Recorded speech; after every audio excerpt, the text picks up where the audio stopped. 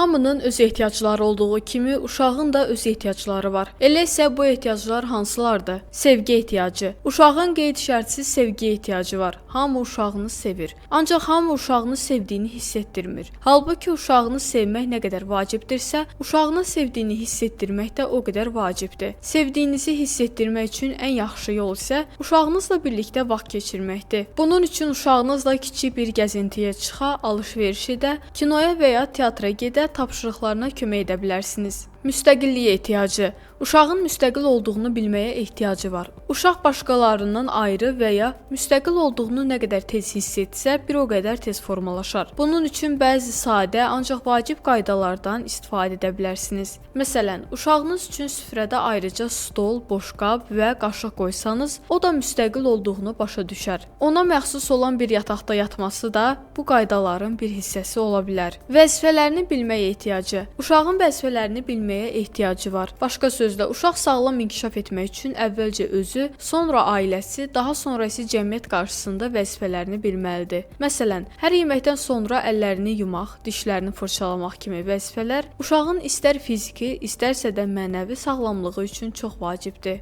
Tərif ehtiyacı. Uşağın da böyük kimi tərifə ehtiyacı var. Çünki hər bir müsbət hərəkət başqa müsbət hərəkətə qapı açmaq deməkdir. Ancaq hər bir tərif öz dərəcəsində səmimi və inandırıcı olmalıdır. Çünki süni tərif əks təsir göstərə bilər. Olmayan bir hərəkət üçün deyilən tərif uşağınızın mənəvi inkişafına zərbə vura bilər. Diqqət və qayğı ehtiyacı. Uşağın diqqətə və ya qayğıya ehtiyacı var. Məsələn, qonaqlarınıza çay süzəndə uşağınızda nəzərə alın. Gözəl bir paltar geyəndə "Nə gözəl paltardır" deyin. Unutmayın, diqqət və ya qayğı görən bir uşaq daha diqqətli və daha məsuliyyətli olar. Sərbəst olmağa ehtiyacı. Uşağın sərbəst olmağa ehtiyacı var. Başqa sözlə, uşaq sərbəst olmalı, ancaq bu sərbəstliyin həddini bilməlidir. Digər tərəfdən uşağa sərbəstlik vermək xatirinə bütün hərəkətlərinə göz yummaq ərköyün uşaq sindromuna gətirib çıxara bilər. Bölüşməyi bilməyə ehtiyacı. Uşağın bölüşməyi bilməyə ehtiyacı var. Uşaqlar 3-4 yaşlarına qədər hər şey mənimdir deyirlər. Bu ağac mənimdir.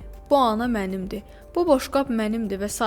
demək uşağın xoşuna gəlir. Belə hallar uşaqda 4 yaşına qədər normaldır. Ancaq 4 yaşından sonra hələ də hər şey mənimdir deyirsə, onda uşağa bölüşməyi öyrətmək lazımdır. Məsələn, bu qələm mənimdir, bu köynək bacınındır, bu saat atanındır və s. kimi sözlərlə uşağınıza başqalarının da əşyaları olduğunu öyrədə bilərsiniz. Digər tərəfdən bu, bölüşmə hissinin uşağın şüur altına daha asan yerləşməsi üçün də vacibdir. Ancaq bütün hallarda məcburiyyətdən söhbət getməməlidir. Çünki məcburiyyət uşaqda əks təsirə səbəb ola bilər. Uşağınızın əlaçıq olmasını istəyirsinizsə, ən kiçik jestlərini belə qiymətləndirməlisiniz. Uşaq çox sevdiyi bir oyuncağı qardaşına və ya evinizə qonaq gələn başqa bir uşağa vermək istəmirsə, başqa bir oyuncağı verməsini təklif edin. Əgər iki uşaq razılığa gələ bilmirlərsə, dərhal məsələyə müdaxilə edərək tərəf olmağa çalışmayın. Gözləyin və üstünlüyü sülhə ilk addım atan tərəfə verin.